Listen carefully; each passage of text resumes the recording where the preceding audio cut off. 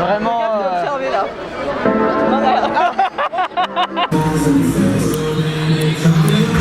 Trop vite. Attends.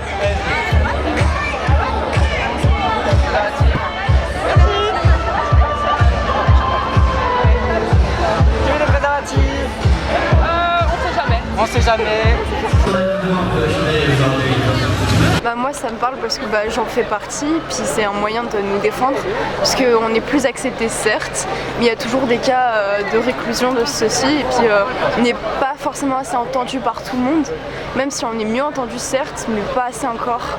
Et ça existe encore beaucoup trop, des cas d'homophobie ou autre, donc c'est important d'essayer de faire passer le message. En France ça évolue positivement certes, mais pas forcément dans tous les autres pays.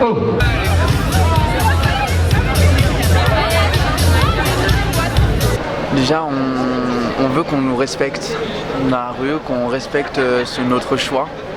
Et puis en le montrant comme ça, en faisant des marches et en montrant aux personnes qu'on est comme les autres. Ça veut pas dire qu'on est LGBT, qu'on est gay, bi, ou trans ou autre, qu'on n'est pas comme les autres, qu'on n'est pas des humains.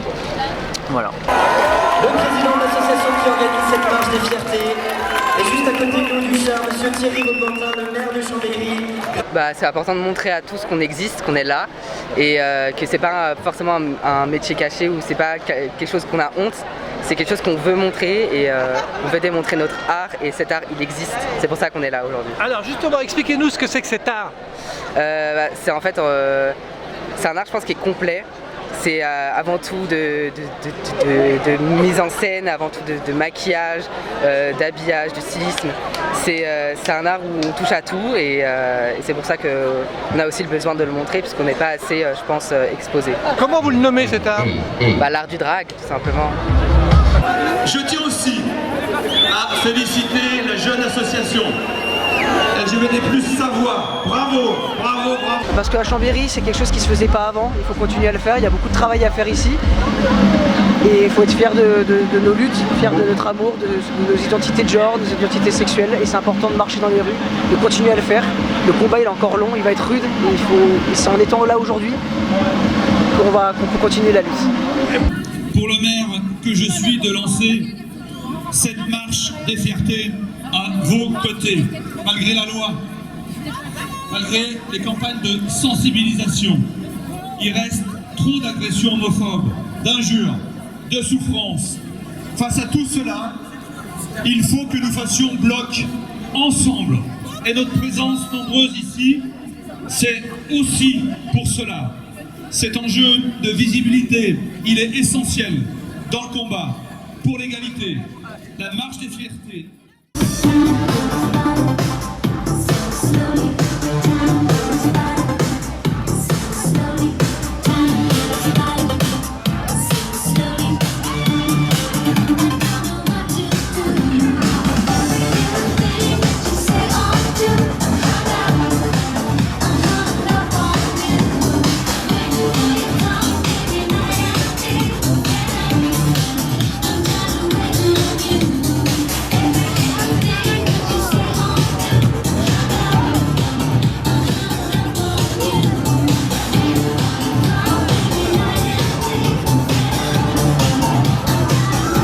Alors nous dans l'année on organise des après-midi jeux de société une fois par mois à la maison des associations, des drag shows, des soirées au hangover, au carré Curia, des ciné-débats et après de la prévention dans les collèges-lycées. Est-ce que ça s'améliore ou est-ce que ça se détériore un peu le climat? Alors ça je crois que ça dépend, le climat il s'améliore à certains moments et il se détériore à d'autres moments. Les violences homophobes et LGBTophobes sont de plus en plus violentes. Mais nous à Chambéry, on n'a jamais vu encore d'agression physique, que des agressions verbales, mais c'est déjà inacceptable et il faut que ça cesse.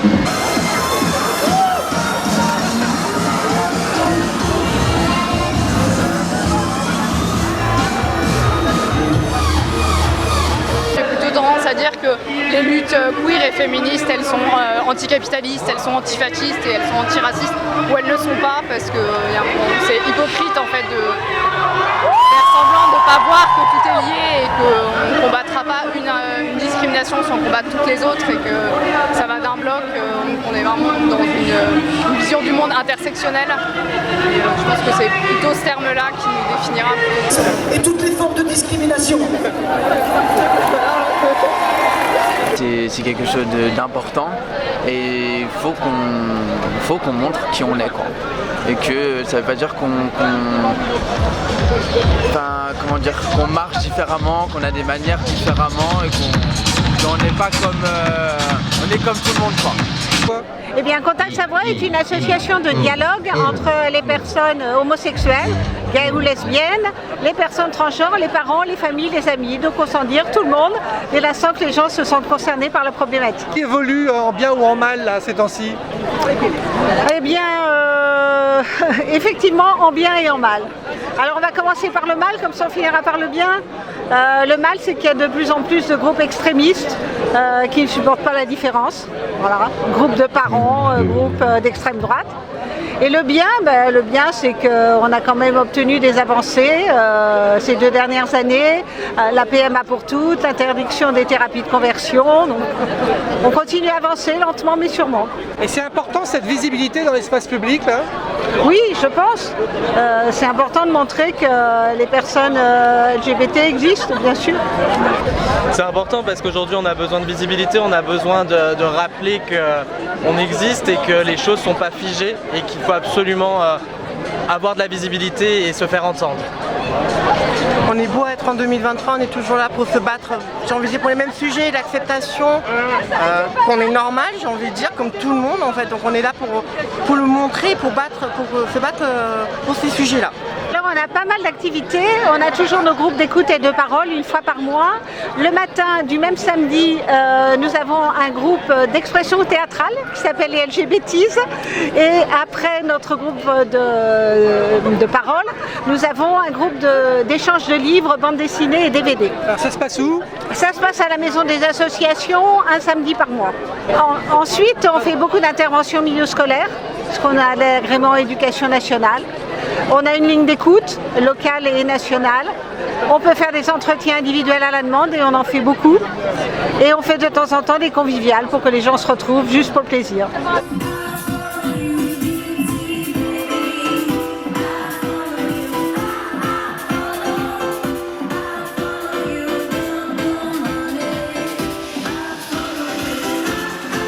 Je pense que c'est vraiment de dire peu importe comment les gens sont en face, il n'y a aucune raison de les dévisager ou de les mettre à part pour une différence quelle qu'elle soit. Nous, en l'occurrence aujourd'hui, elle est physique, mais elle ne l'est pas forcément et les regards c'est avant les propos et c'est souvent ce qu'il y a de plus dur. On est justement là pour montrer que sois qui tu veux, fais ce que tu veux, où tu veux, quand tu veux et comme tu veux.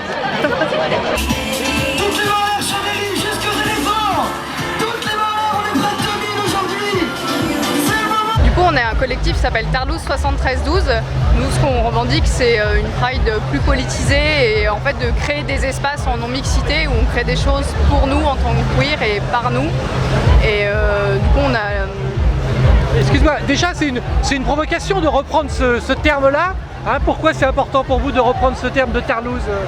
C'est une manière de reprendre le contrôle sur les insultes et sur la stigmatisation qu'on vit au quotidien. C'est un peu ce qui s'était passé avec Queer finalement hein, aux États-Unis. Oui, c'était une insulte. C'est exactement le même. On s'inscrit dans la même veine en fait. On se met dans cette veine qui va reprendre par exemple l'acronyme TPG pour Transpédéguine. En reprenant un mot comme des personnes noires ont pu le faire aux États-Unis avec le N-word, on lui retire sa substance péjorative parce que qu'est-ce que c'est une insulte si on s'appelle comme ça finalement?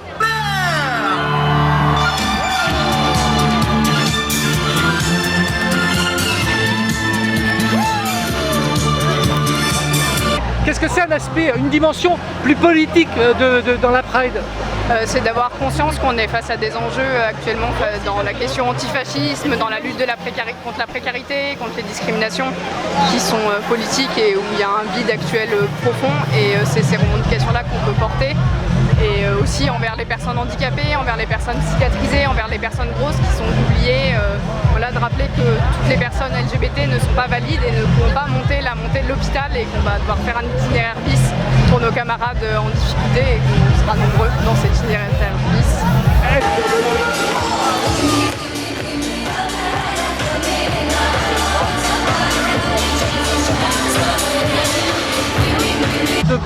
différents, des parents qui étaient inquiets parce que ça faisait de la publicité à tous ces questionnements, ces transitions de genre, et que finalement ils disaient bah, c'est un effet de mode, parce qu'on voit de plus en plus de groupes de jeunes filles ou de jeunes garçons qui se questionnent, qui ont 12, 13 ans, 14 ans, et qui sont dans ce questionnement-là. Qu'est-ce que vous leur répondez sur cette histoire d'effet de mode?